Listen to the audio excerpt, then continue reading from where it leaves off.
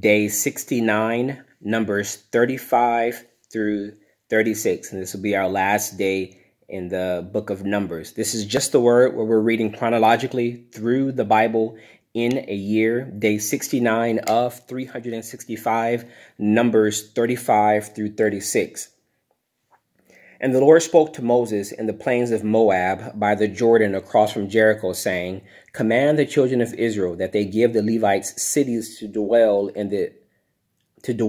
in from the inheritance of their possession. And you shall also give the Levites common land around the cities. They shall have the cities to dwell in, and their common land shall be for their cattle, for their herds, and for all their animals. The common land of the cities which you will give the Levites shall extend from the wall of the city outward 1,000 cubits all around. And you shall measure outside the city on the east side 2,000 cubits, on the south side 2,000 cubits, on the west side 2,000 cubits, and on the north side 2,000 cubits. The city shall be in the middle. This shall be to them as common land for the cities. Now, among the cities which you will give to the Levites, you shall appoint 6 cities of refuge, to which a manslayer may flee, and to these you shall add 42 cities. So all the cities you will give to the Levites shall be 48. These you shall give with their common land. And the cities which you will give shall be from the possession of the children of Israel. From the larger tribe you shall give many. From the smaller you shall give few. Each shall give some of its cities to the Levites in proportion to the inheritance that each receives. Then the Lord spoke to Moses, saying, Speak to the children of Israel, and say to them, When you cross the Jordan into the land of Canaan, then you shall appoint cities to be cities of refuge for you, that the manslayer who kills any person accidentally may flee there. They shall be cities of refuge for you from the avenger, that the manslayer may not die until he stands before the congregation in judgment. And of the cities which you give, you shall have 6 cities of refuge. You shall appoint 3 cities on each side of the Jordan, and 3 cities you shall appoint in the land of Canaan, which will be cities of refuge. These 6 cities shall be for refuge for the children of Israel, for the stranger and for the sojourner among them, that anyone who kills a person accidentally may flee there. But if he strikes him with an iron implement so that he dies, he is a murderer. The murderer shall surely be put to death. And if he strikes him with a stone in the hand by which he could die, and he does die, he is a murderer. The murderer shall surely be put to death. Or if he strikes him with a wooden hand weapon by which one could die, and he does die, he is a murderer. The murderer shall surely be put to death. The avenger of blood himself shall put the murderer to death. When he meets him, he shall put him to death. If he pushes him out of hatred, or while lying in wait hurls something at him so that he dies, or in enmity he strikes him with his hand so that he dies, the one who strikes him shall surely be put to death. He is a murderer. The avenger of blood shall put the murderer to death when he meets him. However, if he pushes him suddenly without enmity, or throws anything at him without lying in wait, or uses a stone by which a man could die, throwing it at him without seeing him so that he dies, while he was not his enemy or seeking his harm, then the congregation shall judge between the manslayer and the avenger of blood according to these judgments.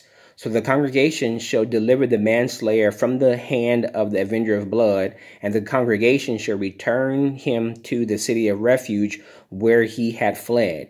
And he shall remain there until the death of the high priest who was anointed with the holy oil. But if the manslayer at any time goes outside the limits of the city of refuge where he fled, and the avenger of blood finds him outside the limits of his city of refuge, and the avenger of blood kills the manslayer, he shall not be guilty of blood, because he should have remained in his city of refuge until the death of the high priest. But after the death of the high priest, the manslayer may return to the land of his possession.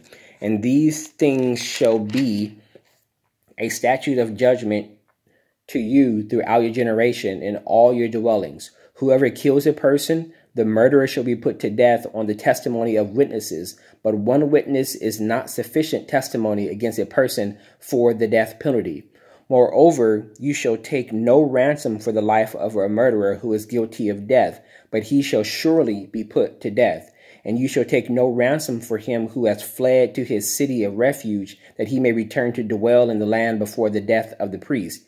You shall not pollute the land where you are, for blood defiles the land, and no atonement can be made for the land for the blood that is shed on it, except by the blood of him who shed it. Therefore do not defile the land which you inhabit, in the midst of which I dwell, and I, the Lord, dwell among the children of Israel.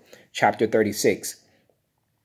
Now the chief fathers of the families of the children of Gilead, the son of Machir, the son of Manasseh, of the families of the sons of Joseph, came near and spoke before Moses and before the leaders, the chief fathers of the children of Israel. And they said, The Lord commanded my lord Moses to give the land as an inheritance by lot to the children of Israel. And my lord was commanded by the Lord to give the inheritance of our brother Zelophehad to his daughters. Now, if they are married to any of the sons of other tribes of the children of Israel, then their inheritance will be taken from the inheritance of our fathers, and it will be added to the inheritance of the tribe into which they marry. So it will be taken from the lot of our inheritance. And when the jubilee of the children of Israel comes, then their inheritance will be added to the inheritance of the tribe into which they marry. So their inheritance will be taken away from the inheritance of the tribe of our fathers. Then Moses commanded the children of Israel, according to the word of the Lord, saying, What the tribe of the sons of Joseph speaks is right. This is what the Lord commands concerning the daughters of Zelophehad, saying, Let them marry whom they think best, but they may marry only within the family of their father's tribe. So the inheritance of the children of Israel shall not change hands from tribe to tribe, for every one of the children of Israel shall keep the inheritance of the tribe of his fathers. Every daughter who possesses an inheritance in any tribe of the children of Israel shall be the wife of one of the family of her father's tribe, so that the children of Israel each may possess the inheritance of their fathers. Thus no inheritance shall change hands from one tribe to another, but every tribe of the children of Israel shall keep its own inheritance. Just as the Lord commanded Moses, so did the daughters of Zelophehad. For Mahlah, Tirzah, Hoglah, Milcah, and Noah, the daughters of Zelophehad, were married to the sons of their father's brother.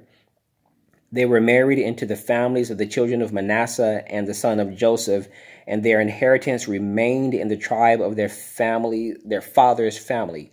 These are the commandments and the judgments which the Lord commanded the children of Israel by the hand of Moses in the plains of Moab, by the Jordan, across from Jericho. May the Lord add a blessing to the reading of the word. That was end of the book of Numbers. That was day 69, number 35 to 36. And tomorrow we will start Deuteronomy.